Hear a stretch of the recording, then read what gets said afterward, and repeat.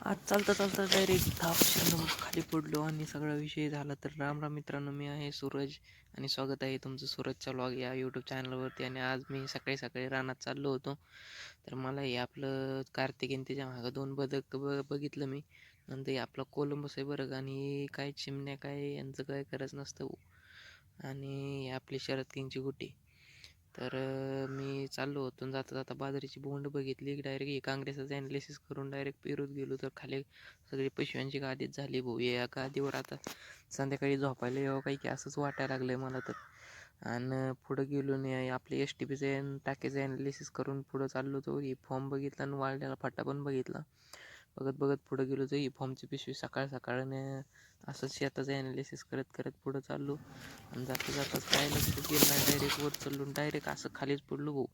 तर आता पडलो आहे म्हणल्यावर भेटू आता डायरेक्ट पुढच्याच व्लॉगमध्ये. तवर व्हिडिओला लाईक आणि चॅनलला सबस्क्राईब करून घ्या.